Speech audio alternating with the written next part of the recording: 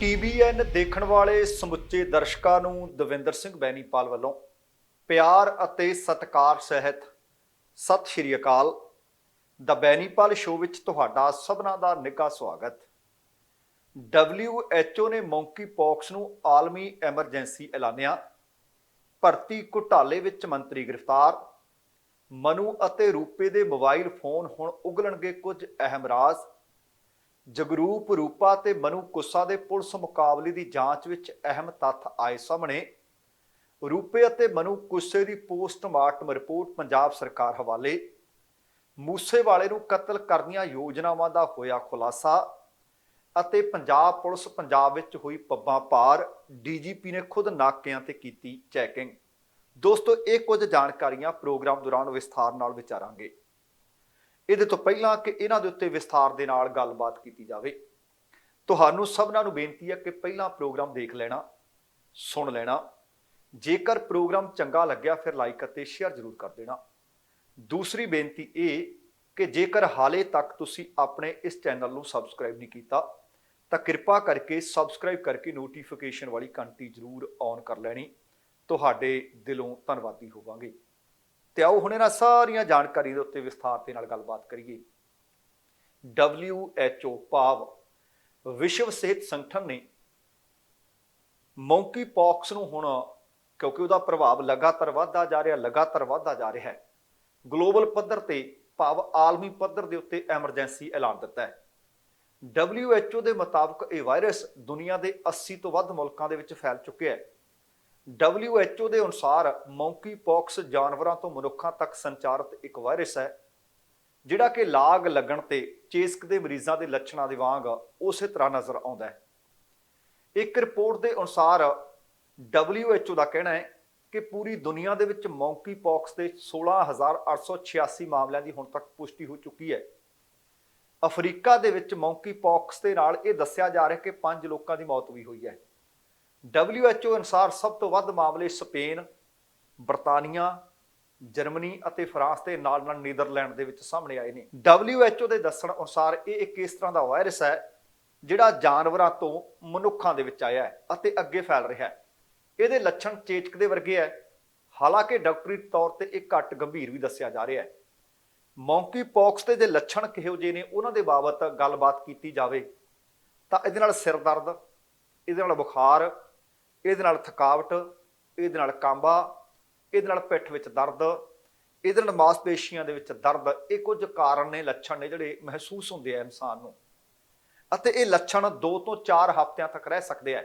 ਅਤੇ ਸਰੀਰ ਦੇ ਉੱਤੇ ਜਿਸ ਤਰ੍ਹਾਂ ਚਿਕਨ ਪੌਕਸ ਹੁੰਦਾ ਹੈ, ਮਾਤਾ ਹੁੰਦੀ ਹੈ, ਉਸ ਤਰ੍ਹਾਂ ਦੇ ਦਾਗ ਤੁਹਾਨੂੰ ਨਜ਼ਰ ਆਉਂਦੇ ਨੇ, ਉਸ ਤਰ੍ਹਾਂ ਫੋੜੇ ਫਿਣਸੀਆਂ ਜਿਹੀਆਂ ਨਜ਼ਰ ਆਉਂਦੀਆਂ ਨੇ। ਮੌਂਕੀ ਪੌਕਸ ਦਾ ਸਭ ਤੋਂ ਪਹਿਲਾ ਕੇਸ 6 ਮਈ ਨੂੰ ਬਰਤਾਨੀਆ ਦੇ ਵਿੱਚ ਨੋਟ ਕੀਤਾ ਗਿਆ ਸੀ ਅਤੇ ਇਹ ਬਿਮਾਰੀ ਜ਼ਿਆਦਾਤਰ ਨੌਜਵਾਨਾਂ ਦੇ ਵਿੱਚ ਪਾਈ ਜਾਂਦੀ ਹੈ। ਇਹ ਬਿਮਾਰੀ ਭਾਵੇਂ ਕਿਸੇ ਨੂੰ ਵੀ ਆਪਣੀ ਲਪੇਟ ਵਿੱਚ ਲੈ ਸਕਦੀ ਹੈ, ਪਰ ਹੁਣ ਤੱਕ ਬਹੁਤੀ ਨੌਜਵਾਨਾਂ ਦੇ ਵਿੱਚ, ਮੁੰਡਿਆਂ ਦੇ ਵਿੱਚ ਨਜ਼ਰ ਆਈ ਹੈ। ਇਹਦੇ ਮਰੀਜ਼ ਇੱਕ ਦੂਸਰੇ ਨਾਲ ਸਕਿਨ ਟੂ ਸਕਿਨ ਜਦੋਂ ਕੰਟੈਕਟ ਹੁੰਦਾ ਉਹਦੇ ਨਾਲ ਵੀ ਵੱਧਦੀ ਹੈ। ਇੱਕ ਦੂਸਰੇ ਦਾ ਜੂਠਾ ਖਾਣਾ ਖਾਣ ਨਾਲ ਵੀ ਵੱਧ ਸਕਦੀ ਹੈ, ਫੈਲ ਸਕਦੀ ਹੈ। ਇੱਕ ਦੂਸਰੇ ਦੇ ਕੱਪੜੇ ਪਹਿਨਣ ਜਾਂ ਕਿਸੇ ਨਾਲ ਬਿਸਤਰ ਸਾਂਝਾ ਕਰਨ ਦੇ ਨਾਲ ਵੀ ਇਹ ਬਿਮਾਰੀ ਫੈਲਦੀ ਹੈ। ਤੇ ਇਹਦੇ ਕਾਰਨ ਦੱਸੇ ਜਾ ਰਹੇ ਨੇ ਕਿ ਇਹ ਕੁਝ ਇੱਕ ਕਾਰਨ ਨੇ ਜਿਨ੍ਹਾਂ ਦੇ ਕਾਰਨ ਇਹ ਬਿਮਾਰੀ ਅੱਗੇ ਤੋਂ ਅੱਗੇ ਫੈਲ ਰਹੀ ਹੈ। ਜੇਕਰ ਤੁਹਾਡੇ ਸਰੀਰ ਤੇ, ਚਿਹਰੇ ਤੇ ਛੋਟੇ-ਛੋਟੇ ਤੁਹਾਨੂੰ ਦਾਣੇ ਨਜ਼ਰ ਆਉਂਦੇ ਆ ਤਾਂ ਸੁਚੇਤ ਹੋਣ ਦੀ ਜ਼ਰੂਰਤ ਹੈ ਅਤੇ ਡਾਕਟਰ ਦੀ ਸਲਾਹ ਲੈਣ ਦੀ ਜ਼ਰੂਰਤ ਹੈ। ਪਰ WHO ਨੇ ਇਸ ਨੂੰ ਆਲਮੀ ਪੱਧਰ ਦੇ ਉੱਤੇ ਹੁਣ ਐਮਰਜੈਂਸੀ ਐਲਾਨ ਦਿੱਤਾ ਹੈ। ਪਹਿਲਾਂ ਤਾਂ ਹਾਲੇ ਸਾਡਾ ਕੋਵਿਡ ਤੋਂ ਹੀ ਛੁਟਕਾਰਾ ਨਹੀਂ ਹੋਇਆ। ਦੂਸਰੀ ਖਬਰ ਕੱਲ ਵੀ ਤੁਹਾਡੇ ਨਾਲ ਸਾਂਝੀ ਕੀਤੀ ਸੀ। ਪੱਛਮੀ ਬੰਗਾਲ ਵਾਲੇ ਪਾਸੋਂ ਖਬਰ ਮਿਲੀ ਸੀ ਕਿ ED ਨੇ ਪੁੱਛਗਿੱਛ ਕੀਤੀ ਤੇ ਲੰਬੀ ਪੁੱਛਗਿੱਛ ਤੋਂ ਬਾਅਦ ਪੱਛਮੀ ਬੰਗਾਲ ਦੇ ਸਨਅਤ ਮੰਤਰੀ ਪਾਰਥਾ ਚੈਟਰਜੀ ਨੂੰ ਆਖਰਕਾਰ ਗ੍ਰਿਫਤਾਰ ਕਰ ਲਿਆ। ਜਾਣਕਾਰੀ ਅਨੁਸਾਰ ਚੈਟਰਜੀ ਤੋਂ ਲਗਭਗ 26 ਘੰਟਿਆਂ ਦੇ ਕਰੀਬ ਪੁੱਛਗਿੱਛ ਕੀਤੀ ਗਈ। ਦੱਸਣਾ ਬਣਦਾ ਹੈ ਕਿ ਜਦੋਂ ਇਹ ਭਰਤੀ ਘੁਟਾਲਾ ਹੋਇਆ ਸੀ ਤਾਂ ਉਸ ਵਕਤ ਚੈਟਰਜੀ ਸਿੱਖਿਆ ਮੰਤਰੀ ਹੋਇਆ ਕਰਦੇ ਸਨ। ਚੈਟਰਜੀ ਨੂੰ ਅਦਾਲਤ ਦੇ ਵਿੱਚ ਪੇਸ਼ ਕੀਤਾ ਗਿਆ, ਜਿੱਥੋਂ ਮਾਨਯੋਗ ਜੱਜ ਨੇ ਉਹਨਾਂ ਨੂੰ 2 ਦਿਨਾਂ ਲਈ ED ਦੀ ਹਿਰਾਸਤ ਵਿੱਚ ਭੇਜਿਆ। ਤ੍ਰਿਣਮੂਲ ਕਾਂਗਰਸ ਦੇ ਬੁਲਾਰੇ ਕੁਨਾਲ ਘੋਸ਼ ਨੇ ਕਿਹਾ ਕਿ ਪਾਰਟੀ ਹਾਲੇ ਸਥਿਤੀ ਤੇ ਨੇੜਿਓਂ ਨਜ਼ਰ ਰੱਖ ਰਹੀ ਹੈ ਅਤੇ ਢੁਕਵੇਂ ਸਮੇਂ ਤੇ ਆਪਣਾ ਬਿਆਨ ਵੀ ਜਾਰੀ ਕਰੇਗੀ। ਅਤੇ ਨਾਲ ਹੀ ਪੱਛਮੀ ਬੰਗਾਲ ਦੇ ਸਪੀਕਰ ਸਾਹਿਬ ਬਿਮਾਨ ਬੈਨਰਜੀ ਸਪੀਕਰ ਸਾਹਿਬ ਨੇ ਕਿਹਾ ਕਿ ਈਡੀ ਨੂੰ ਵਿਧਾਇਕ ਦੀ ਗ੍ਰਿਫਤਾਰੀ ਤੋਂ ਪਹਿਲਾਂ ਦਰਅਸਲ ਸਪੀਕਰ ਨੂੰ ਜਾਣਕਾਰੀ ਦੇਣੀ ਬਣਦੀ ਸੀ। ਉਹ ਕਹਿੰਦੇ ਈਡੀ ਹੋਵੇ ਭਾਵੇਂ ਸੀਬੀਆਈ ਹੋਵੇ, ਕਿਸੇ ਸੰਸਦ ਮੈਂਬਰ ਨੂੰ ਗ੍ਰਿਫਤਾਰ ਕਰਨਾ ਹੋਵੇ ਜਾਂ ਕਿਸੇ ਵਿਧਾਇਕ ਨੂੰ ਗ੍ਰਿਫਤਾਰ ਕਰਨਾ ਹੋਵੇ ਤਾਂ ਲੋਕ ਸਭਾ ਜਾਂ ਵਿਧਾਨ ਸਭਾ ਦੇ ਸਪੀਕਰ ਨੂੰ ਜਾਣਕਾਰੀ ਦੇਣੀ ਲਾਜ਼ਮੀ ਹੈ। ਇਹ ਇੱਕ ਸੰਵਿਧਾਨਕ ਨਿਯਮ ਹੈ, ਪਰ ਕਹਿੰਦੇ ਇਸ ਤਰ੍ਹਾਂ ਈਡੀ ਦੇ ਵੱਲੋਂ ਕੀਤਾ ਨਹੀਂ ਗਿਆ। ਇਸ ਗੱਲ ਦੇ ਉੱਤੇ ਉਹਨਾਂ ਨੇ ਸਵਾਲ ਉਠਾਏ ਨੇ, ਪਰ ਉਹਨਾਂ ਕਿਹਾ ਕਿ ਈਡੀ ਨੇ ਮੈਨੂੰ ਕੋਈ ਸੂਚਨਾ ਦੇਣ ਦੀ ਜ਼ਹਿਮਤ ਸਮਝੀ ਹੋਈ ਨਹੀਂ। ਇਹਦੇ ਨਾਲ ਹੀ ਇਹ ਵੀ ਪਤਾ ਲੱਗਿਆ, ਈਡੀ ਦੱਸ ਰਹੀ ਹੈ ਕਿ ਚੈਟਰਜੀ ਜਾਂਚ ਪੜਤਾਲ ਦੇ ਵਿੱਚ ਸਹਿਯੋਗ ਨਹੀਂ ਦੇ ਰਹੇ। ਇਹਦੇ ਨਾਲ ਉਹਨਾਂ ਦੇ ਸਹਿਯੋਗੀ ਅਰਪਤਾ ਮੁਖਰਜੀ ਨੂੰ ਵੀ ਹਿਰਾਸਤ ਵਿੱਚ ਲੈ ਜਾਣ ਦੀ ਖਬਰ ਹੈ। ਦੱਸਿਆ ਜਾ ਰਿਹਾ ਕਿ ਉਹਨਾਂ ਦੇ ਕੋਲੋਂ 21 ਕਰੋੜ ਰੁਪਏ ਮਿਲੇ ਸੀ। ਹੁਣ ਕੀ ਇਸ ਜਾਂਚ ਪੜਤਾਲ ਦੇ ਵਿੱਚੋਂ ਕੁਝ ਨਿਕਲ ਕੇ ਸਾਹਮਣੇ ਆਉਂਦਾ, ਸਹਿਯੋਗ ਆਉਣ ਵਾਲੇ ਸਮੇਂ 'ਚ ਕਰਦੇ ਆ ਕਿ ਨਹੀਂ, ਇਹ ਤਾਂ ਹਾਲੇ ਸਮਾਂ ਦੱਸੂ। ਦੱਸਣਾ ਬਣਦਾ ਕਿ ਚੈਟਰਜੀ ਤੋਂ ਸੀਬੀਆਈ ਨੇ ਵੀ ਪੁੱਛਗਿੱਛ ਕੀਤੀ ਸੀ ਤੇ ਦੂਸਰੇ ਪਾਸੇ ਭਾਜਪਾ ਦੇ ਕੌਮੀ ਮੀਤ ਪ੍ਰਧਾਨ ਦਲੀਪ ਘੋਸ਼ ਨੇ ਕਿਹਾ ਹੈ ਕਿ ਮੁੱਖ ਮੰਤਰੀ ਮਮਤਾ ਬੈਨਰਜੀ ਨੂੰ ਆਪਣੇ ਕੈਬਨਿਟ ਮੰਤਰੀ ਦੀ ਗ੍ਰਿਫਤਾਰੀ ਤੋਂ ਬਾਅਦ ਬਿਆਨ ਤਾਂ ਦੇਣਾ ਚਾਹੀਦਾ ਹੈ। ਉਹਨਾਂ ਕਿਹਾ ਕਿ ਮੰਤਰੀ ਦੀ ਗ੍ਰਿਫਤਾਰੀ ਤੋਂ ਇਹ ਤਾਂ ਗੱਲ ਹੁਣ ਸਪਸ਼ਟ ਹੋ ਗਈ ਹੈ ਕਿ ਤ੍ਰਿਣਮੂਲ ਕਾਂਗਰਸ ਭਾਵ TMC ਭ੍ਰਿਸ਼ਟਾਚਾਰ ਦੇ ਵਿੱਚ ਡੁੱਬੀ ਹੋਈ ਪਾਰਟੀ ਹੈ। ਤੇ ਇਹ ਵੀ ਜਾਣਕਾਰੀ ਮਿਲੀ ਹੈ ਕਿ ਪੁੱਛ ਪੜਤਾਲ ਵਕਤ ਵੀ ਚੈਟਰਜੀ ਦੀ ਸਿਹਤ ਵਿਗੜੀ ਸੀ। ਉਸ ਵਕਤ ਸਿਵਲ ਹਸਪਤਾਲ ਦੇ ਡਾਕਟਰਾਂ ਦੀ ਟੀਮ ਘਰ ਸੱਦੀ ਸੀ ਅਤੇ ਦੁਬਾਰਾ ਜਦੋਂ ਉਹਨਾਂ ਨੂੰ ਹੁਣ ਗ੍ਰਿਫਤਾਰ ਕੀਤਾ ਗਿਆ, ਫਿਰ ਖਬਰ ਮਿਲੀ ਹੈ ਕਿ ਉਹਨਾਂ ਦੀ ਸਿਹਤ ਵਿਗੜੀ ਹੈ। ਅਦਾਲਤੀ ਪੇਸ਼ੀ ਤੱਕ ਹਸਪਤਾਲ ਦੇ ਵਿੱਚ ਉਹਨਾਂ ਨੂੰ ਰਹਿਣ ਦੀ ਆਗਿਆ ਅਦਾਲਤ ਨੇ ਦੇ ਦਿੱਤੀ ਹੈ। ਦੱਸਣਾ ਬਣਦਾ ਕਿ ਪੱਛਮੀ ਬੰਗਾਲ ਦੇ ਵਿੱਚ ਸਾਲ 2014 ਅਤੇ 2016 ਦੇ ਵਿੱਚ ਸਿੱਖਿਆ ਵਿਭਾਗ ਦੇ ਵਿੱਚ ਭਰਤੀਆਂ ਕੀਤੀਆਂ ਗਈਆਂ ਸੀ ਅਤੇ ਨਿਯੁਕਤੀਆਂ ਦੇ ਵਿੱਚ ਧਾਂਦਲੀਆਂ ਦੇ ਦੋਸ਼ ਲੱਗੇ ਸੀ। ਦੋ ਵਿਅਕਤੀਆਂ ਨੇ ਅਦਾਲਤ ਦਾ ਦਰਵਾਜ਼ਾ ਖੜਕਾ ਦਿੱਤਾ ਸੀ, ਹਾਈ ਕੋਰਟ ਜਾ ਪਹੁੰਚੇ ਸੀ। ਹਾਈ ਕੋਰਟ ਨੇ ਫਿਰ ਇਸ ਮਾਮਲੇ ਨੂੰ ਸੀਬੀਆਈ ਦੇ ਹਵਾਲੇ ਕਰ ਦਿੱਤਾ ਸੀ, ਜਾਂਚ ਦੇ ਆਦੇਸ਼ ਦੇ ਦਿੱਤੇ ਸਨ, ਜਿਸ ਤੋਂ ਬਾਅਦ ਸੀਬੀਆਈ ਨੇ ਚੈਟਰਜੀ ਕੋਲੋਂ 25 ਅਪ੍ਰੈਲ ਅਤੇ 18 ਮਈ ਨੂੰ ਪੁੱਛ ਪੜਤਾਲ ਕੀਤੀ ਸੀ, ਕਿਉਂਕਿ 2014 ਤੋਂ ਲੈ ਕੇ ਉਹ 2021 ਤੱਕ ਪੱਛਮੀ ਬੰਗਾਲ ਦੇ ਸਿੱਖਿਆ ਮੰਤਰੀ ਵੀ ਸਨ, ਜਿਸ ਵਕਤ ਇਹ ਘੁਟਾਲਾ ਹੋਇਆ। ਇਹ ਮਹਿਕਮਾ ਉਹਨਾਂ ਦੇ ਅਧੀਨ ਆਉਂਦਾ ਸੀ। ਪੁੱਛ ਪੜਤਾਲ ਤੋਂ ਬਾਅਦ ਸੀਬੀਆਈ ਨੇ ਇਸ ਮਾਮਲੇ ਦੇ ਵਿੱਚ ਮਨੀ ਲਾਂਡਰਿੰਗ ਦੀ ਸ਼ਿਕਾਇਤ ਦਰਜ ਕਰਵਾਈ ਸੀ। ਸ਼ਿਕਾਇਤ ਦਰਜ ਹੋਣ ਤੋਂ ਬਾਅਦ ਈਡੀ ਨੇ ਇਹ ਮਾਮਲਾ ਆਪਣੇ ਹੱਥਾਂ ਵਿੱਚ ਲੈ ਲਿਆ ਸੀ। ਚੈਟਰਜੀ ਪੱਛਮੀ ਬੰਗਾਲ ਦੇ ਵਿੱਚ ਮਮਤਾ ਬੈਨਰਜੀ ਤੋਂ ਬਾਅਦ ਦੂਸਰੇ ਨੰਬਰ ਦੀ ਹੈਸੀਅਤ ਰੱਖਦੇ ਹੈ ਅਤੇ ਉਹ 5 ਵਾਰ ਦੇ ਵਿਧਾਇਕ ਨੇ। ਇਸ ਵਕਤ ਉਹਨਾਂ ਕੋਲ ਵਣਜ, ਉਦਯੋਗ, ਸੰਸਦੀ ਕਾਰਜ ਸਮੇਤ ਕਈ ਮੰਤਰਾਲੇ ਨੇ ਤੇ ਇਸ ਵਕਤ ਈਡੀ ਦੀ ਹਿਰਾਸਤ ਵਿੱਚ ਨੇ। ਹੁਣ ਵੇਖਦੇ ਹਾਂ ਕਿ ਆਉਣ ਵਾਲੇ ਦਿਨਾਂ ਵਿੱਚ ਹੋਰ ਕੀ ਖੁਲਾਸੇ ਹੁੰਦੇ ਨੇ, ਹੋਰ ਕਿਹੜੀਆਂ ਗ੍ਰਿਫਤਾਰੀਆਂ ਹੁੰਦੀਆਂ ਨੇ, ਜਾਂ ਪੱਛਮੀ ਬੰਗਾਲ ਦੀ ਮੁੱਖ ਮੰਤਰੀ ਮਮਤਾ ਬੈਨਰਜੀ, ਜਿਨ੍ਹਾਂ ਦਾ ਭਾਰਤ ਦੇ ਪ੍ਰਧਾਨ ਮੰਤਰੀ ਨਰਿੰਦਰ ਮੋਦੀ ਨਾਲ 36 ਦਾ ਅੰਕੜਾ ਹੈ, ਕਿ ਉਹ ਬਿਆਨ ਕਿਹੋ ਜਿਹਾ ਦਿੰਦੇ ਨੇ। ਤੇ ਦੂਸਰੇ ਪਾਸੇ ਗੱਲ ਕਰਦੇ ਹਾਂ ਪੰਜਾਬ ਦੇ ਵਿੱਚ ਗੈਂਗਸਟਰ ਕਲਚਰ ਜਿਹੜਾ ਲਗਾਤਾਰ ਪਣਪ ਰਿਹਾ ਸੀ, ਉਹਨੂੰ ਨੱਥ ਪਾਉਣ ਦੀਆਂ ਕੋਸ਼ਿਸ਼ਾਂ ਵੀ ਨੇ। ਕੱਲ ਦੇ ਪ੍ਰੋਗਰਾਮ ਵਿੱਚ ਤੁਹਾਡੇ ਨਾਲ ਜਾਣਕਾਰੀ ਸਾਂਝੀ ਕੀਤੀ ਸੀ ਕਿ ਪੰਜਾਬ ਦੇ ਮੁੱਖ ਮੰਤਰੀ ਨੇ ਆਖਿਆ ਕਿ ਭਾਵੇਂ ਡਰੱਗ ਤਸਕਰ ਨੇ, ਭਾਵੇਂ ਗੈਂਗਸਟਰ ਨੇ, ਪਹਿਲੀ ਅਪੀਲ ਇਹ ਕਿ ਮੁੱਖ ਧਾਰਾ ਵਿੱਚ ਆ ਜਾਓ, ਤੁਹਾਨੂੰ ਮੌਕਾ ਦਿੱਤਾ ਜਾ ਰਿਹਾ ਹੈ, ਪਰ ਜੇ ਨਹੀਂ ਆਓਗੇ ਤਾਂ ਸਾਡੇ ਕੋਲ ਹੋਰ ਬਦਲ ਹੈਗੇ ਹੈ। ਨਾਲ ਚੇਤਾਵਨੀ ਵੀ ਸੀ। ਬੀਤੇ ਬੁੱਧਵਾਰ ਨੂੰ ਪਿੰਡ ਭਕਨਾ ਦੇ ਵਿੱਚ ਇੱਕ ਸੁੰਨੀ ਪਈ ਹਵੇਲੀ ਦੇ ਵਿੱਚ ਸਿੱਧੂ ਮੂਸੇਵਾਲੇ ਦੇ ਕਤਲकांड ਦੇ ਵਿੱਚ ਲੋੜੀ ਦੇ 2 ਗੈਂਗਸਟਰ, ਜਿਨ੍ਹਾਂ ਵਿੱਚ ਇੱਕ ਜਗਰੂਪ ਰੂਪਾ ਤੇ ਦੂਸਰਾ ਮਨਪ੍ਰੀਤ ਉਰਫ ਮਨੂ ਕੋਸਾ, ਪੁਲਿਸ ਮੁਕਾਬਲੇ ਦੌਰਾਨ ਮਾਰੇ ਗਏ ਸੀ। ਪੁਲਿਸ ਮੁਕਾਬਲੇ ਤੋਂ ਬਾਅਦ ਫੋਰੈਂਸਿਕ ਵਿਭਾਗ ਅਤੇ ਪੰਜਾਬ ਪੁਲਿਸ ਦੀਆਂ ਟੀਮਾਂ ਲਗਾਤਾਰ ਇਸ ਗੁੱਥੀ ਨੂੰ ਸੁਲਝਾਉਣ ਦੇ ਵਿੱਚ ਲੱਗੀਆਂ ਹੋਈਆਂ ਨੇ। ਸਭ ਤੋਂ ਵੱਡਾ ਸਵਾਲ ਉਹਨਾਂ ਦੀ ਲੋਕੇਸ਼ਨ ਹੈ। ਪੁਲਿਸ ਦੀ ਫੋਰੈਂਸਿਕ ਵਿਭਾਗ ਦੀਆਂ ਟੀਮਾਂ ਨੇ ਜਿਹੜੀਆਂ, ਉਹ ਮਨੂ ਅਤੇ ਜਗਰੂਪ ਰੂਪੇ ਦਾ ਜਿਹੜਾ ਟੁੱਟਿਆ ਮੋਬਾਈਲ ਮਿਲਿਆ, ਉਹਦੇ ਉੱਤੇ ਹੁਣ ਲਗਾਤਾਰ ਕੰਮ ਕਰ ਰਹੀਆਂ ਨੇ। ਪੁਲਿਸ ਦੀ ਰਡਾਰ ਤੇ ਹੈ ਕਿ ਦੇਖਿਆ ਤਾਂ ਜਾਵੇ ਕਿ ਦਰਅਸਲ ਉਹ ਕਿਹਦੇ ਨਾਲ ਗੱਲ ਕਰਦੇ ਰਹੇ, ਕੌਣ ਉਹਨਾਂ ਨੂੰ ਇੱਥੇ ਲੈ ਕੇ ਗਿਆ। ਤੇ ਨਾਲ ਹੀ ਜਿਸ ਦੀ ਉਹ ਸੁੰਨੀ ਪਈ ਹਵੇਲੀ ਹੈ, ਉਸ ਵਿਅਕਤੀ ਦਾ ਨਾਮ ਹੈ ਬਲਵਿੰਦਰ ਸਿੰਘ ਉਰਫ ਬਿੱਲਾ ਉਰਫ ਦੋਧੀ। ਦੱਸਿਆ ਜਾ ਰਿਹਾ ਕਿ ਬਿੱਲਾ ਦੋਧੀ ਲਗਾਤਾਰ ਇਸ ਗੱਲ ਤੋਂ ਇਨਕਾਰ ਕਰ ਰਿਹਾ ਹੈ ਕਿ ਉਹਨਾਂ ਦਾ ਇਸ ਮਾਮਲੇ ਨਾਲ ਕੋਈ ਲੈਣ ਦੇਣ ਹੈ ਨਹੀਂ। ਉਹ ਕਹਿੰਦੇ ਸਾਨੂੰ ਤਾਂ ਪਤਾ ਨਹੀਂ, ਹਵੇਲੀ ਸੁੰਨੀ ਪਈ ਤੇ ਆ ਕੇ ਵੜ ਗਏ। ਉਹਦਾ ਇਸ ਗੱਲ ਦਾ ਉਹਨੇ ਫਾਇਦਾ ਉਠਾ ਲਿਆ। ਪਰ ਹੁਣ ਸਵਾਲ ਇਹ ਵੀ ਹੈ ਕਿ ਉਹਨੂੰ ਪਤਾ ਕਿਵੇਂ ਲੱਗਿਆ ਕਿ ਇਹ ਹਵੇਲੀ ਸੁੰਨੀ ਪਈ ਹੈ। ਹੁਣ ਇਸ ਤਰ੍ਹਾਂ ਦੀ ਸਥਿਤੀ ਦੇ ਵਿੱਚ ਬਗੈਰ ਕਿਸੇ ਸਬੂਤ ਦੇ ਬਿੱਲੇ ਦੇ ਨਾਲ ਜਾਂ ਕਿਸੇ ਪਿੰਡ ਦੇ ਹੋਰ ਵਿਅਕਤੀ ਤੇ ਸ਼ੱਕ ਕਰਨਾ ਪੁਲਿਸ ਵਾਸਤੇ ਮੁਸ਼ਕਲਾਂ ਖੜੀਆਂ ਕਰ ਸਕਦਾ ਹੈ। ਕ੍ਰਾਈਮ ਸੀਨ ਦੇ ਵਿੱਚ ਇਸ ਵਕਤ ਜੇਕਰ ਸਭ ਤੋਂ ਵੱਧ ਪੁਲਿਸ ਵੱਲੋਂ ਕਿਸੇ ਚੀਜ਼ ਤੇ ਫੋਕਸ ਕੀਤਾ ਜਾ ਰਿਹਾ ਹੈ ਤਾਂ ਉਹ ਰੂਪਾ ਅਤੇ ਮਨੂ। ਜਦੋਂ ਉਹਨਾਂ ਦਾ ਇਹ ਪੁਲਿਸ ਮੁਕਾਬਲਾ ਹੁੰਦਾ, ਉਹਨਾਂ ਦੀ ਮੌਤ ਹੁੰਦੀ ਹੈ, ਉਸ ਤੋਂ ਬਾਅਦ ਟੁੱਟਿਆ ਹੋਇਆ ਜਿਹੜਾ ਉੱਥੇ ਮੋਬਾਈਲ ਮਿਲਦਾ ਹੈ, ਉਹ ਮੋਬਾਈਲ ਇਸ ਵਕਤ ਫੋਕਸ ਤੇ ਹੈ, ਰਡਾਰ ਤੇ ਹੈ। ਫੋਰੈਂਸਿਕ ਵਿਭਾਗ ਦੀਆਂ ਟੀਮਾਂ ਲਗਾਤਾਰ ਮੋਬਾਈਲ ਦੀ ਰਿਪੇਅਰ ਕਰਕੇ ਉਸ ਦਾ ਡਾਟਾ ਇਕੱਤਰ ਕਰਨ ਦੀ ਕੋਸ਼ਿਸ਼ ਦੇ ਵਿੱਚ ਲੱਗੀਆਂ ਹੋਈਆਂ ਨੇ, ਕਿਉਂਕਿ ਇਹ ਮੋਬਾਈਲ ਫੋਨ ਜੇਕਰ ਡਾਟਾ ਉਸ ਤੋਂ ਕਲੈਕਟ ਹੋ ਜਾਂਦਾ ਹੈ ਤਾਂ ਸਿਰਫ ਲੋਕਲ ਕਨੈਕਸ਼ਨ ਉਹਨਾਂ ਦੇ ਕੀ ਇਹੀ ਨਹੀਂ ਕਿ ਇਹ ਪਤਾ ਲੱਗ ਜੂ ਕਿ ਉੱਥੇ ਪਹੁੰਚੇ ਕਿਵੇਂ। ਇਹਦੇ ਨਾਲ ਨਾਲ ਸਿੱਧੂ ਮੂਸੇਵਾਲੇ ਦੇ ਕਤਲ ਕਾਂਡ ਦੇ ਵਿੱਚ ਇੱਕ ਅਹਿਮ ਸਬੂਤ ਵੀ ਬਣ ਸਕਦਾ ਹੈ। ਮੋਬਾਈਲ ਤੋਂ ਇਹ ਵੀ ਸਪਸ਼ਟ ਹੋ ਸਕਦਾ ਹੈ ਕਿ ਮੂਸੇਵਾਲੇ ਦੇ ਕਤਲ ਤੋਂ ਬਾਅਦ ਇਹਨਾਂ ਲੋਕਾਂ ਨੂੰ ਕੌਣ ਪਨਾਹ ਦਿੰਦਾ ਰਿਹਾ, ਕਿਹੜੇ ਲੋਕਾਂ ਦੇ ਉਹ ਸੰਪਰਕ ਵਿੱਚ ਰਹੇ, ਕਿਹੜੇ ਇਹਨਾਂ ਨੂੰ ਫੰਡਿੰਗ, ਕਿਹੜੇ ਇਹਨਾਂ ਨੂੰ ਫੀਡਿੰਗ ਕਰਦੇ ਰਹੇ। ਹੁਣ ਤੱਕ ਦੀ ਜਾਂਚ ਦੇ ਵਿੱਚੋਂ ਇਹ ਗੱਲ ਸਪਸ਼ਟ ਹੋਈ ਹੈ ਕਿ ਰੂਪਾ ਤੇ ਮਨੂ ਅੰਮ੍ਰਿਤਸਰ ਦੇ ਪਿੰਡ ਭਕਨਾ ਦੇ ਵਿੱਚ, ਜਿੱਥੇ ਇਹ ਪੁਲਿਸ ਮੁਕਾਬਲਾ ਹੋਇਆ, ਦਰਅਸਲ ਇੱਥੇ ਜਾਣਾ ਨਹੀਂ ਸੀ ਚਾਹੁੰਦੇ। ਅਸਲ ਦੇ ਵਿੱਚ ਉਹ ਖੇਮ ਕਰਨ ਦੇ ਇੱਕ ਘਰ ਦੇ ਵਿੱਚ ਲੁਕਣ ਦੀ ਯੋਜਨਾ ਬਣਾ ਕੇ ਨਿਕਲੇ ਸੀ। ਉਹ ਘਰ ਇੱਕ ਸਮਗਲਰ ਦਾ ਦੱਸਿਆ ਜਾ ਰਿਹਾ ਹੈ, ਪਰ ਉਸ ਘਰ ਦੇ ਵਿੱਚੋਂ ਜਾ ਨਹੀਂ ਸਕੇ ਕਿ ਕੋਈ ਸਮਗਲਰ ਇਸ ਵਕਤ ਜੇਲ੍ਹ ਦੇ ਵਿੱਚ ਹੈ। ਇਹ ਵੀ ਦੱਸਿਆ ਜਾ ਰਿਹਾ ਕਿ ਜਦੋਂ ਉਹ ਯੋਜਨਾ ਸਫਲ ਨਾ ਹੋ ਸਕੀ, ਅਸਫਲ ਹੋਈ, ਤਾਂ ਉਹਨਾਂ ਨੂੰ ਕੋਈ ਵਿਅਕਤੀ ਭਕਨਾ ਪਿੰਡ ਦੇ ਬਾਹਰ ਤੱਕ ਇੱਕ ਕਾਰ ਵਿੱਚ ਛੱਡ ਕੇ ਗਿਆ। ਇਹ ਗੱਲ ਦਰਅਸਲ ਕਿਸੇ ਵਿਅਕਤੀ ਨੇ ਆਪਣੀਆਂ ਅੱਖਾਂ ਨਾਲ ਤੱਕੀ ਹੈ। ਅੱਖੀਂ ਦੇਖਣ ਵਾਲੇ ਨੇ, ਇੱਕ ਵਿਅਕਤੀ ਨੇ, ਉਹਨੇ ਪੁਲਿਸ ਨੂੰ ਇਹ ਜਾਣਕਾਰੀ ਦਿੱਤੀ ਹੈ। ਥਾਰ ਅਤੇ ਇੱਕ ਕਰੋਲਾ, ਦੋਵਾਂ ਮ੍ਰਿਤਕ ਜਿਹੜੇ ਗੈਂਗਸਟਰ ਨੇ, ਜਿਹੜੇ ਉੱਥੇ ਭੱਜ ਕੇ ਲੁਕਣ ਵਿੱਚ ਕਾਮਯਾਬ ਹੋ ਗਏ ਸੀ, ਪਰ ਬਾਅਦ ਦੇ ਵਿੱਚ ਪੁਲਿਸ ਮੁਕਾਬਲੇ 'ਚ ਹਲਾਕ ਹੋ ਗਏ, ਕਿ ਇਹਨਾਂ ਨੂੰ ਕੋਈ ਉੱਥੇ ਛੱਡ ਕੇ ਗਿਆ, ਪਿੰਡ ਭਕਨਾ ਦੇ ਬਾਹਰ ਉਤਾਰ ਕੇ ਗਿਆ।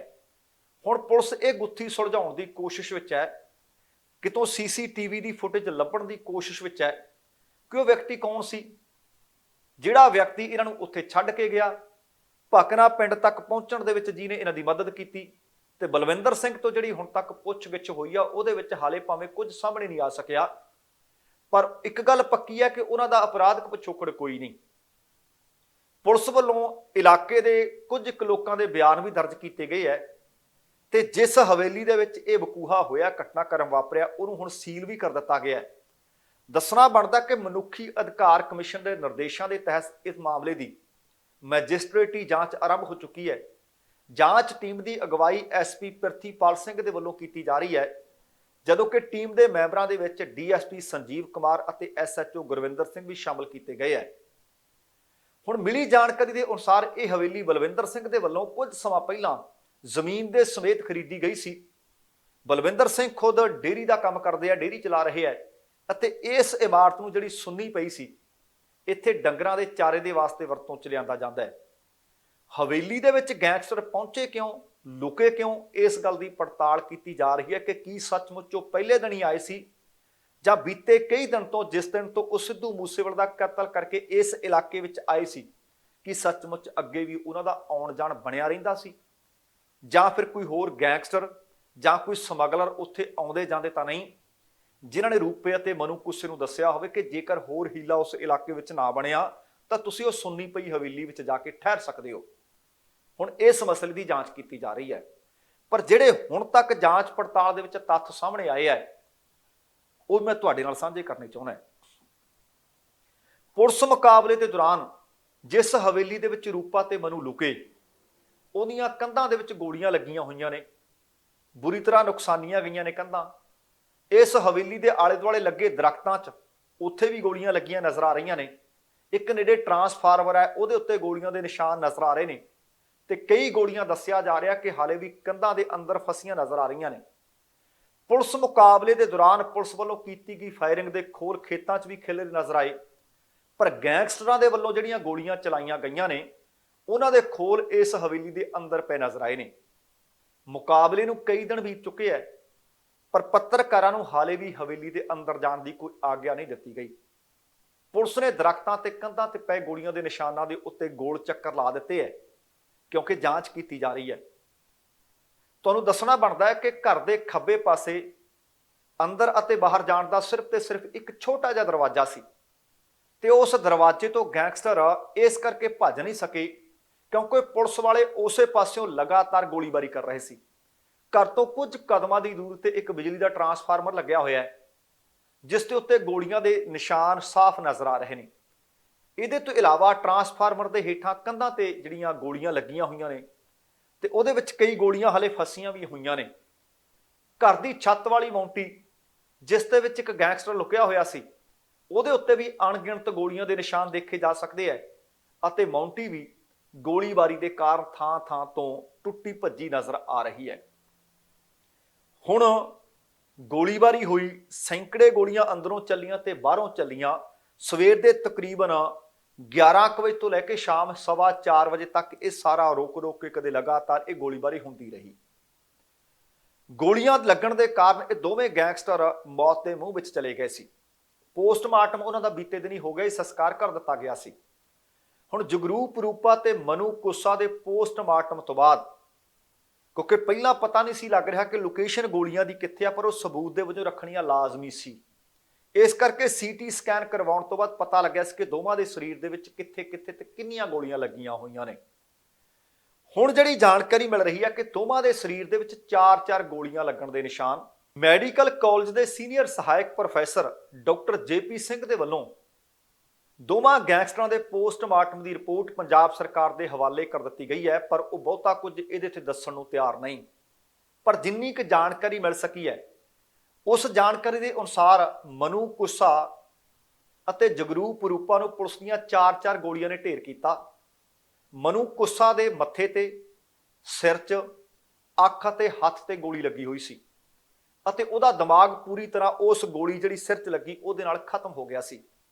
ਤੇ ਇਸੇ ਤਰ੍ਹਾਂ ਜਗਰੂਪ ਰੂਪਾ ਨੂੰ ਵੀ ਪੁਲਿਸ ਦੀਆਂ 4 ਗੋਲੀਆਂ ਨੇ ਢੇਰ ਕੀਤਾ, ਜਿਸ ਦੇ ਵਿੱਚ ਦੱਸਿਆ ਜਾ ਰਿਹਾ ਹੈ ਕਿ ਇੱਕ ਗੋਲੀ ਉਹਦੀ ਲੱਤ 'ਚ ਲੱਗੀ ਹੋਈ ਸੀ, ਇੱਕ ਗੋਲੀ ਉਹਦੀ ਧੌਣ 'ਚ ਲੱਗੀ ਹੋਈ ਸੀ, ਇੱਕ ਗੋਲੀ ਉਹਦੇ ਮੋਢੇ ਤੇ ਲੱਗੀ ਹੋਈ ਸੀ ਅਤੇ ਇਹਦੇ ਤੋਂ ਬਾਅਦ ਰੂਪੇ ਦੇ ਫੇਫੜੇ ਪੂਰੀ ਤਰ੍ਹਾਂ ਖਤਮ ਹੋ ਗਏ ਸਨ, ਕਿਉਂਕਿ ਇੰਟਰਨਲ ਬਲੀਡਿੰਗ ਦੇ ਕਾਰਨ ਉਹਦੀ ਮੌਤ ਹੋ ਗਈ। ਪਰ ਹਾਲੇ ਪੋਸਟਮਾਰਟਮ ਦੀ ਰਿਪੋਰਟ ਬਾਹਰ ਨਿਕਲ ਕੇ ਸਾਹਮਣੇ ਨਹੀਂ ਆ ਸਕੀ। ਜਿਉਂ ਆਈ ਤੇ ਉਹਦੀ ਵਿਸਥਾਰਤ ਜਾਣਕਾਰੀ ਤੁਹਾਡੇ ਨਾਲ ਜ਼ਰੂਰ ਸਾਂਝੀ ਕਰਾਂਗੇ। ਪਰ ਸਿੱਧੂ ਮੂਸੇਵਾਲੇ ਦੇ ਕਤਲ ਕਾਂਡ ਦੇ ਵਿੱਚ ਇਹ ਲੋੜੀਂਦੇ ਸਨ, ਪਰ ਹੁਣ ਉਹਨਾਂ ਦਾ ਮੁਕਾਬਲਾ ਹੋ ਚੁੱਕਿਆ ਤੇ ਉਹ ਇਸ ਜਹਾਨ ਤੋਂ ਰੁਖਸਤ ਹੋ ਚੁੱਕੇ ਨੇ। ਪਰ ਜਿਹੜੇ ਇਸ ਵਕਤ ਤੱਕ 3 ਗੈਂਗਸਟਰ ਪੁਲਿਸ ਹਿਰਾਸਤ ਵਿੱਚ ਨੇ, ਉਹ ਨਿਤ ਨਵੇਂ ਖੁਲਾਸੇ ਕਰ ਰਹੇ ਨੇ ਕਿ ਸਿੱਧੂ ਦਾ ਕਤਲ ਐ ਕਰ ਦੇਣਾ ਸੀ, ਸਿੱਧੂ ਕਤਲ ਉਦਾਂ ਕਰ ਦੇਣਾ ਸੀ, ਸਿੱਧੂ ਦਾ ਕਤਲ ਇਦਾਂ ਕਰ ਦੇਣਾ ਸੀ। ਔਰ ਹੈਰਾਨੀਜਨਕ ਖੁਲਾਸੇ ਹੋ ਰਹੇ ਨੇ। ਜਾਣਕਾਰੀ ਮਿਲ ਰਹੀ ਹੈ ਕਿ ਮੂਸੇਵਾਲੇ ਨੂੰ ਮਾਰਨ ਦੀ ਸਕੀਮ ਤਾਂ ਸੀ, ਯੋਜਨਾ ਉਲੀਕੀ ਹੋਈ ਸੀ, ਪਰ ਇਹ ਜਾਂ ਵੀ ਸਿਰਫ 2 ਹੀ ਪਲਾਨ ਨਹੀਂ ਸੀ, 1 ਜਾਂ 2 ਹੀ ਯੋਜਨਾਵਾਂ ਨਹੀਂ ਸਨ। ਘੱਟੋ ਘੱਟ 5 ਤੋਂ ਵੱਧ ਯੋਜਨਾਵਾਂ ਉਲੀਕੀਆਂ ਹੋਈਆਂ ਸੀ ਕਿ ਜੇ A ਪਲਾਨ ਨਹੀਂ ਕੰਮ ਕਰਦਾ ਤਾਂ B ਨਹੀਂ ਕਰਦਾ ਤਾਂ C ਨਹੀਂ ਕਰਦਾ ਤਾਂ D ਨਹੀਂ ਕਰਦਾ ਤਾਂ E। ਵੱਖੋ-ਵੱਖ ਪਲਾਨ ਬਣਾਏ ਹੋਏ ਸੀ ਤਾਂ ਕਿ ਮੂਸੇਵਾਲਾ ਕਿਸੇ ਵੀ ਕੀਮਤ ਤੇ ਜਿਉਂਦਾ ਛੱਡਣਾ ਨਹੀਂ। ਬੀਤੇ ਦਿਨੀ ਇੱਕ ਆਡੀਓ ਕਾਲ ਵੀ ਵਾਇਰਲ ਹੋਈ ਹੈ, ਜਿਸ ਦੇ ਵਿੱਚ ਸ਼ੂਟਰ ਦੱਸ ਰਿਹਾ ਕਿ ਗਿਆਨੀ ਦਾ ਕੰਮ ਕਰ ਦਿੱਤਾ ਅਤੇ ਦੱਸਿਆ ਜਾ ਰਿਹਾ ਕਿ ਆਡੀਓ ਲਾਰੈਂਸ ਬਿਸ਼ਨੋਈ ਦੇ ਨਾਲ ਕੀਤੀ ਤਕਰੀਬਨ 1.5 ਮਿੰਟ ਗੱਲਬਾਤ ਦੀ। ਹੁਣ ਮੂਸੇਵਾਲੇ ਨੂੰ ਮਾਰਨ ਵਾਲੇ ਇਹਨਾਂ ਮੁਲਜ਼ਮਾਂ ਦੇ ਕੋਲੋਂ ਪੁਲਿਸ ਦੀਆਂ ਵਰਦੀਆਂ ਵੀ ਬਰਾਮਦ ਹੋਈਆਂ ਸੀ। ਦਰਅਸਲ ਉਹਨਾਂ ਨੂੰ ਲੱਗਦਾ ਸੀ ਕਿ ਹੋ ਸਕਦਾ ਹੈ ਕਿ ਜੇਕਰ ਹੋਰ ਕੋਈ ਯੋਜਨਾ ਨਾ ਕਾਮਯਾਬ ਹੋਈ ਤਾਂ ਅਸੀਂ ਪੰਜਾਬ ਪੁਲਿਸ ਦੀ ਵਰਦੀ ਪਾ ਲਾਂਗੇ, ਪੁਲਿਸ ਦੀ ਵਰਦੀ ਪਾ ਕੇ ਉਹਨੂੰ ਗੋਲੀ ਮਾਰ ਕੇ ਉੱਥੋਂ ਫਰਾਰ ਹੋ ਜਾਾਂਗੇ। ਫਿਰ ਇੱਕ ਯੋਜਨਾ ਇਹ ਵੀ ਸਾਹਮਣੇ ਆਈ ਹੈ ਕਿ ਜੇਕਰ ਇਹ ਵੀ ਯੋਜਨਾ ਨੇ ਕੰਮ ਨਾ ਕੀਤਾ ਤਾਂ ਆਪਾਂ ਕੁੜੀਆਂ ਲੱਭੀਏ, ਕੁੜੀਆਂ ਦਾ ਗੈਂਗ ਤਿਆਰ ਕਰੀਏ। ਯੋਜਨਾ ਦੇ ਅਨੁਸਾਰ ਪੰਜਾਬ ਪੁਲਿਸ ਦੀ ਵਰਦੀ ਪਾ ਕੇ ਕੁੜੀਆਂ ਦਾ ਗੈਂਗ ਜਾਊਗਾ ਅਤੇ 2 ਵਿਅਕਤੀ ਮੂਸੇਵਾਲੇ ਦੇ ਘਰ ਵਿੱਚ ਜਾਣਗੇ ਅਤੇ ਮੂਸੇਵਾਲੇ ਨੂੰ ਗੋਲੀਆਂ ਮਾਰ ਕੇ ਹਲਾਕ ਕਰ ਦੇਣਗੇ। ਪਰ ਮੂਸੇਵਾਲੇ ਦੇ ਘਰ ਦੇ ਵਿੱਚ ਸੁਰੱਖਿਆ ਦਾ ਪਹਿਰਾ ਲੱਗਿਆ ਹੋਣ ਕਰਕੇ ਇਹ ਯੋਜਨਾ ਸਫਲ ਨਹੀਂ ਹੋ ਸਕੀ ਸੀ। ਇਹਦੇ ਤੋਂ ਬਾਅਦ ਫਿਰ ਇਹ ਹੋਇਆ ਕਿ ਪੱਤਰਕਾਰ ਬਣਾ ਕੇ ਕਿਉਂ ਨਾ ਕਿਸ ਨੂੰ ਭੇਜ ਦਿੱਤਾ ਜਾਵੇ ਕਿ ਉਹਦੇ ਨਾਲ ਮੁਲਾਕਾਤ ਦੇ ਬਹਾਨੇ ਜਾਊਗਾ ਤੇ ਬਾਅਦ ਦੇ ਵਿੱਚ ਉਹਨੂੰ ਉੱਥੇ ਸਮਾਂ ਮੌਕਾ ਦੇਖ ਕੇ ਗੋਲੀ ਮਾਰ ਕੇ ਹਲਾਕ ਕਰ ਦੇਊਗਾ। ਤੇ ਹੈਰਾਨ ਕਰਨ ਵਾਲੀ ਗੱਲ ਇਹ ਵੀ ਸਾਹਮਣੇ ਆਈ ਸੀ ਕਿ ਮੂਸੇਵਾਲੇ ਨੂੰ ਕਬੱਡੀ ਟੂਰਨਾਮੈਂਟ ਦੇ ਵਿੱਚ ਵੀ ਮਾਰਨ ਦੀ ਯੋਜਨਾ ਉਲੀਕੀ ਗਈ ਸੀ। ਉਸ ਯੋਜਨਾ ਨੂੰ ਵੀ ਇਸ ਕਰਕੇ ਮੁਲਤਵੀ ਕਰਨਾ ਪਿਆ ਸੀ ਜਾਂ ਉਸ ਯੋਜਨਾ ਨੂੰ ਇਸ ਕਰਕੇ ਅੰਜਾਮ ਨਹੀਂ ਸੀ ਦਿੱਤਾ ਜਾ ਸਕਿਆ ਕਿ ਉਸ ਵਕਤ ਮੂਸੇਵਾਲਾ ਇਕੱਲਾ ਨਹੀਂ ਸੀ, ਉਹਦੇ ਨਾਲ ਹੋਰ ਵੀ ਬਹੁਤ ਸਾਰੇ ਲੋਕ ਸੀ। ਫਿਰ ਮੂਸੇਵਾਲੇ ਨੂੰ ਮਾਰਨ ਦੇ ਵਾਸਤੇ ਉਹਦੇ ਘਰ ਦੀ ਰੇਕੀ ਕੀਤੀ ਗਈ ਤਾਂ ਕਿ ਉਹਦੇ ਆਉਣ ਜਾਣ ਦੀ ਐਨ ਸਟੀਕ ਜਾਣਕਾਰੀ ਮਿਲ ਸਕੇ। ਦੱਸਣਾ ਬਣਦਾ ਕਿ ਸਿੱਧੂ ਮੂਸੇਵਾਲਾ ਗਲੌਕ AK-47 ਜੱਟ ਦੀ ਮਸ਼ੂਕ ਰਸ਼ੀਆ ਤੋਂ ਇਸ ਤਰ੍ਹਾਂ ਦੇ ਹਥਿਆਰਾਂ ਦਾ ਆਪਣੇ ਗੀਤਾਂ ਦੇ ਵਿੱਚ ਜ਼ਿਕਰ ਕਰਿਆ ਕਰਦਾ ਸੀ। ਫਿਰ ਇਹ ਵੀ ਗੱਲ ਨਿਕਲ ਕੇ ਸਾਹਮਣੇ ਆਈ ਹੈ ਕਿ ਸ਼ਾਹਰੁਖ ਦੇ ਪੁਲਿਸ ਦੇ ਹੱਥ ਲੱਗਣ ਤੋਂ ਬਾਅਦ, ਇਹ ਦੱਸਣ ਤੋਂ ਬਾਅਦ AK-47 ਵਾਲੇ ਨਾਲ ਨੇ ਕਿ ਉਸ ਤਰ੍ਹਾਂ ਦੇ ਹਥਿਆਰ ਪੈਦਾ ਕਰਕੇ ਦਿੱਤੇ ਜਾਣ ਜੇਕਰ ਮੂਸੇਵਾਲੇ ਦਾ ਕਤਲ ਕਰਵਾਉਣਾ ਹੈ। ਦੂਸਰੇ ਪਾਸੇ ਉਹ ਕਹਿੰਦੇ ਸੀ, ਇਹ ਵੀ ਜ਼ਿਕਰ ਕੀਤਾ ਜਾਂਦਾ ਸੀ ਗੈਂਗਸਟਰਾਂ ਦੇ ਵੱਲੋਂ ਕਿ ਜੇਕਰ ਜੱਟ ਦੀ ਮਸ਼ੂਕ ਰਸ਼ੀਆ ਤੋਂ ਹੈ ਤਾਂ ਰਸ਼ੀਆ ਵਾਲੇ ਹਥਿਆਰਾਂ ਦੇ ਨਾਲ ਹੀ ਸਿੱਧੂ ਮੂਸੇਵਾਲੇ ਨੂੰ ਹਲਾਕ ਕੀਤਾ ਜਾਏਗਾ। ਇਸ ਕਰਕੇ ਫਿਰ AK-47 ਉਚੇਚੇ ਤੌਰ ਤੇ ਮੰਗਵਾਈ ਗਈ। ਔਰ ਇੰਨਾ ਹੀ ਨਹੀਂ, ਬੀਤੇ ਦਿਨਾਂ ਦੇ ਵਿੱਚ ਇਹ ਵੀ ਜਾਣਕਾਰੀ ਨਿਕਲ ਕੇ ਸਾਹਮਣੇ ਆਈ ਸੀ ਕਿ ਕਿਤੇ ਇਹ ਨਾ ਹੋਵੇ ਕਿ ਫਾਇਰ ਫੋਕਾ ਨਿਕਲ ਜਾਵੇ। ਇਹਨਾਂ ਗੈਂਗਸਟਰਾਂ ਨੂੰ ਪਹਿਲਾਂ ਹਥਿਆਰ ਮੁਹੱਈਆ ਕਰਵਾਏ ਗਏ। ਪੰਜਾਬ ਤੇ ਹਰਿਆਣਾ ਦੀ ਹੱਦ ਦੇ ਉੱਤੇ ਉਹਨਾਂ ਨੇ ਫਿਰ ਟ੍ਰਾਇਲ ਵੀ ਕੀਤਾ, ਪ੍ਰੈਕਟਿਸ ਵੀ ਕੀਤੀ ਤਾਂ ਕਿ ਫਾਇਰ ਫੋਕਾ ਨਿਕਲ ਨਾ ਸਕੇ। ਹੁਣ ਸਿੱਧੂ ਮੂਸੇਵਾਲਾ ਨੂੰ ਮਾਰਨ ਵਾਸਤੇ ਇੱਕ ਨਹੀਂ ਕਈ ਯੋਜਨਾਵਾਂ ਉਲੀਕੀਆਂ ਹੋਈਆਂ ਸੀ, ਪਰ ਆਖਰਕਾਰ ਉਹ ਕੁਲੈਣਾ ਦਿਨ ਆਉਂਦਾ ਹੈ 29 ਮਈ ਦਾ, ਜਦੋਂ ਉਹ ਆਪਣੇ ਗਨਮੈਨਾਂ ਨੂੰ ਵੀ ਘਰ ਛੱਡ ਜਾਂਦਾ ਹੈ, ਜਦੋਂ ਉਹ ਆਪਣੀ ਬੁਲਟ ਪ੍ਰੂਫ ਗੱਡੀ ਵੀ ਘਰ ਛੱਡ ਜਾਂਦਾ ਹੈ, ਆਪਣੇ 2 ਸਾਥੀਆਂ ਦੇ ਨਾਲ ਆਪਣੇ ਮਾਸੀ ਦੇ ਪਿੰਡ ਨੂੰ ਨਿਕਲਦਾ ਹੈ ਅਤੇ ਰੇਕੀ ਕਰਨ ਵਾਲਾ ਸਟੀਕ ਜਾਣਕਾਰੀ ਦਿੰਦਾ ਕਿ ਘਰੋਂ ਨਿਕਲ ਚੁੱਕਿਆ ਹੈ ਪਿੰਡ ਜਵਾਹਰਕੇ ਦੇ ਨੇੜੇ। ਫਿਰ ਉਹਦੇ ਕਾਤਲ ਘਾਤ ਲਾ ਕੇ ਉਹਨੂੰ ਬਹੁਤ ਬੇਰਹਿਮੀ ਨਾਲ ਹਲਾਕ ਕਰ ਦਿੰਦੇ ਨੇ। ਤੇ ਹੁਣ ਅਗਲੀ ਖਬਰ ਹੈ ਜਿਹੜੀ ਕਿ ਪੰਜਾਬ ਪੁਲਿਸ ਸੱਚਮੁੱਚ ਪੱਬਾਂ ਭਾਰ ਹੋਈ ਨਜ਼ਰ ਆ ਰਹੀ ਹੈ। ਨਿਤ ਦਿਨ ਡਰੱਗ ਤਸਕਰ ਫੜੇ ਜਾ ਰਹੇ ਨੇ, ਵੱਡੇ ਪੈਮਾਨੇ ਤੇ ਡਰੱਗ ਖੇਪਾਂ ਫੜੀਆਂ ਜਾ ਰਹੀਆਂ ਨੇ। ਔਰ ਬੀਤੇ ਦਿਨੀ ਪੰਜਾਬ ਦੇ ਮੁੱਖ ਮੰਤਰੀ ਦੇ ਵੱਲੋਂ ਵੀ ਆਖਿਆ ਸੀ ਕਿ ਭਾਵੇਂ ਉਹ ਡਰੱਗ ਤਸਕਰ ਹੋਵੇ, ਭਾਵੇਂ ਉਹ ਕੋਈ ਗੈਂਗਸਟਰ ਹੋਵੇ, ਪੰਜਾਬ ਦੇ ਵਿੱਚ ਇਸ ਤਰ੍ਹਾਂ ਦੇ ਲੋਕਾਂ ਦੀ ਕੋਈ ਥਾਂ ਨਹੀਂ। ਤੇ ਜ਼ਬਰਦਸਤ ਅਤੇ ਸਪਸ਼ਟ ਸੁਨੇਹਾ ਦੇ ਦਿੱਤਾ ਸੀ ਕਿ ਭਾਈ ਤੁਸੀਂ ਮੁੱਖ ਧਾਰਾ 'ਚ ਆ ਜਾਓ, ਨਹੀਂ ਤਾਂ ਫਿਰ ਕਾਨੂੰਨ ਆਪਣੇ ਹਿਸਾਬ ਨਾਲ ਕੰਮ ਕਰੂਗਾ। ਹੁਣ ਜਾਣਕਾਰੀ ਮਿਲੀ ਹੈ ਕਿ ਸਾਰੇ ਪੁਲਿਸ ਜ਼ਿਲ੍ਹਿਆਂ ਤੇ ਬਾਕੀ ਜ਼ਿਲ੍ਹਿਆਂ ਦੇ ਵਿੱਚ, ਕਹਿਣ ਦਾ ਭਾਵ ਸਮੁੱਚੇ ਪੰਜਾਬ ਦੇ ਵਿੱਚ ਵਿਸ਼ੇਸ਼ ਚੈਕਿੰਗ ਕੀਤੀ ਗਈ, ਇੱਕ ਵਿਸ਼ੇਸ਼ ਮੁਹਿੰਮ ਵਿੱਢੀ ਗਈ। ਇਸੇ ਦੌਰਾਨ ਇਹ ਵੀ ਖਬਰ ਮਿਲੀ ਹੈ, ਇਸ ਤੋਂ ਪਹਿਲਾਂ ਇੰਜ ਨਹੀਂ ਸੀ ਹੋਇਆ ਕਰਦਾ, ਕਿ ਰੋਪੜ ਰੇਂਜ ਦੇ ਵਿੱਚ ਵੱਖ-ਵੱਖ ਨਾਕਿਆਂ ਦੀ ਅਚਨਚੇਤ ਚੈਕਿੰਗ ਕਰਨ ਦੇ ਵਾਸਤੇ ਪੰਜਾਬ ਦੇ ਪੁਲਿਸ ਮੁਖੀ ਭਾਵ DGP ਗੌਰਵ ਯਾਦਵ ਖੁਦ ਫੀਲਡ 'ਚ ਪਹੁੰਚੇ। ਪੰਜਾਬ ਨੂੰ ਨਸ਼ਿਆਂ ਤੇ ਗੈਂਗਸਟਰ ਮੁਕਤ ਬਣਾਉਣ ਦੇ ਉਦੇਸ਼ ਦੇ ਨਾਲ ਪੰਜਾਬ ਦੇ ਵਿੱਚ 800 ਤੋਂ ਵੱਧ ਥਾਵਾਂ ਤੇ ਸੁਚੱਜੇ ਤਰੀਕੇ ਨਾਲ ਤਾਲਮੇਲ ਬਿਠਾ ਕੇ ਨਾਕੇ ਲਾਏ ਗਏ ਹੈ। ਇਹਨਾਂ ਨਾਕਿਆਂ ਦੇ ਵਿੱਚ ਦੱਸਿਆ ਜਾ ਰਿਹਾ ਕਿ 56 ਅੰਤਰਰਾਜੀ, 150 ਅੰਤਰ ਡਿਸਟ੍ਰਿਕਟ, ਇਹਦੇ ਨਾਲ 53 ਹਾਈਟੈਕ ਅਤੇ 427 ਸ਼ਹਿਰ ਦੀ ਨਾਕਾਬੰਦੀ ਅਤੇ 10,000 ਤੋਂ ਵੱਧ ਪੁਲਿਸ ਮੁਲਾਜ਼ਮ ਇਹਨਾਂ ਨਾਕਿਆਂ ਦੇ ਦੌਰਾਨ ਸ਼ਾਮਲ ਰਹੇ। ਇਹ ਆਪਰੇਸ਼ਨ ਪੂਰੇ ਪੰਜਾਬ ਭਰ ਦੇ ਵਿੱਚ ਬੀਤੀ ਸ਼ਾਮ 4 ਵਜੇ ਤੋਂ ਲੈ ਕੇ 7 ਵਜੇ ਤੱਕ ਪੜਾਅਵਾਰ ਢੰਗ ਨਾਲ ਚਲਾਇਆ ਗਿਆ। ਪੰਜਾਬ ਪੁਲਿਸ ਹੈੱਡਕੁਆਰਟਰ ਦੇ ADGP, IGP, DIG ਰੈਂਕ ਦੇ ਅਧਿਕਾਰੀ ਹਰੇਕ ਪੁਲਿਸ ਜ਼ਿਲ੍ਹੇ ਵਿੱਚ ਤੇ ਜ਼ਿਲ੍ਹਿਆਂ ਦੇ ਵਿੱਚ ਨਿੱਜੀ ਤੌਰ ਤੇ ਨਿਗਰਾਨੀ ਕਰਦੇ ਨਜ਼ਰ ਆਏ। ਸਾਰੇ CPs, SSPs, ਗਜ਼ਟਡ ਅਫਸਰ, SHOs ਦੀ ਨਿਗਰਾਨੀ ਦੇ ਹੇਠ ਜ਼ਿਲ੍ਹਿਆਂ ਦੇ ਵਿੱਚ ਵੱਖ-ਵੱਖ ਸ਼ਹਿਰਾਂ ਦੇ ਵਿੱਚ ਸੀਲਿੰਗ ਪੁਆਇੰਟਾਂ ਤੇ ਮਜ਼ਬੂਤ ਨਾਕੇ ਲਾਏ ਗਏ ਅਤੇ ਵੱਧ ਤੋਂ ਵੱਧ ਅਧਿਕਾਰੀਆਂ ਨੂੰ ਲਾਮਬੰਦ ਕੀਤਾ ਗਿਆ। ਮੈਨ ਪਾਵਰ ਮੁਕੰਮਲ ਤੌਰ ਤੇ ਸਾਰਿਆਂ ਨੂੰ ਮੁਹੱਈਆ ਕਰਵਾਈ ਗਈ। DGP ਨੇ ਕਿਹਾ ਕਿ ਇਸ ਆਪਰੇਸ਼ਨ ਦੌਰਾਨ ਸ਼ੱਕੀ ਗੱਡੀਆਂ ਦੀ, ਵਿਅਕਤੀਆਂ ਦੀ ਬਰੀਕੀ ਦੇ ਨਾਲ ਤਲਾਸ਼ੀ ਕੀਤੀ ਗਈ ਹੈ। ਆਮ ਲੋਕਾਂ ਨੂੰ ਘੱਟੋ ਘੱਟ ਅਸੁਵਿਧਾ ਯਕੀਨੀ ਬਣਾਉਣ ਦੇ ਵਾਸਤੇ ਆਖਿਆ ਗਿਆ ਸੀ ਕਿ ਉਹਨਾਂ ਨੂੰ ਤੰਗ ਪਰੇਸ਼ਾਨ ਨਹੀਂ ਕਰਨਾ। ਉਹ ਕਹਿੰਦੇ ਅਸੀਂ ਸਾਰੇ ਪੁਲਿਸ ਮੁਲਾਜ਼ਮਾਂ ਨੂੰ ਸਖਤੀ ਨਾਲ ਹਦਾਇਤਾਂ ਦਿੱਤੀਆਂ ਸੀ ਕਿ ਉਹ ਇਸ ਆਪਰੇਸ਼ਨ ਦੇ ਦੌਰਾਨ ਹਰੇਕ ਯਾਤਰੀ ਨਾਲ ਦੋਸਤਾਨਾ ਤੇ ਨਿਮਰਤਾ ਤਰੀਕੇ ਨਾਲ ਪੇਸ਼ ਆਉਣ, ਉਹਨਾਂ ਦੇ ਵਾਹਨਾਂ ਦੀ ਚੈਕਿੰਗ ਕੀਤੀ ਜਾਵੇ। DGP ਗੌਰਵ ਯਾਦਵ ਨਾਲ ADGP ਕਾਨੂੰਨ ਤੇ ਵਿਵਸਥਾ ਨਰੇਸ਼ ਅਰੋੜਾ, SSP ਰੋਪੜ ਸੰਦੀਪ ਗਰਗ ਸਾਰੇ ਵਾਹਨਾਂ ਦੀ ਖੁਦ ਚੈਕਿੰਗ ਆਪ ਕਰ ਰਹੇ ਸੀ, ਨਿਗਰਾਨੀ ਖੁਦ ਕਰ ਰਹੇ ਸੀ।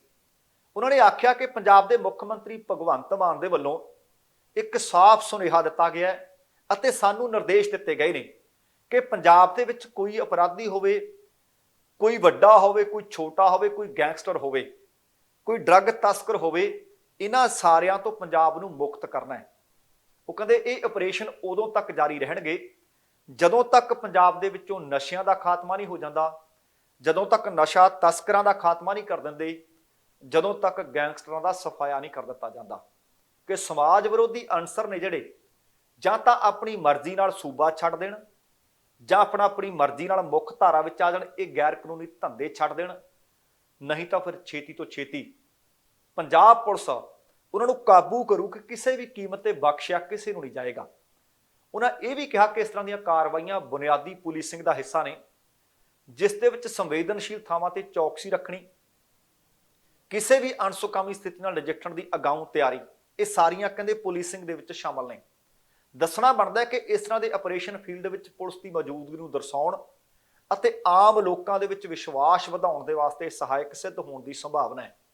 ਵੇਖਦੇ ਹਾਂ, ਕਿਉਂਕਿ ਜਿਸ ਦਿਨ ਤੋਂ ਡੀਜੀਪੀ ਗੌਰਵ ਯਾਦਵ ਆਏ ਨੇ, ਉਸ ਦਿਨ ਤੋਂ ਕੁਝ ਨਾ ਕੁਝ ਪੁਲਿਸ ਦੀ ਹਲਚਲ ਵੀ ਨਜ਼ਰ ਆ ਰਹੀ ਹੈ ਅਤੇ ਉਹ ਵਾਰ-ਵਾਰ ਜ਼ਿਕਰ ਕਰ ਰਹੇ ਨੇ ਕਿ ਤੁਹਾਨੂੰ ਨਤੀਜੇ ਦਿਆਂਗੇ, ਤੁਹਾਨੂੰ ਰਿਜ਼ਲਟ ਦਿਆਂਗੇ। ਹੁਣ ਵੇਖਦੇ ਹਾਂ ਕਿ ਇਹਨਾਂ ਮੁਹਿੰਮਾਂ ਦੇ ਨਤੀਜੇ ਕੀ ਨਿਕਲ ਕੇ ਸਾਹਮਣੇ ਆਉਂਦੇ ਆ।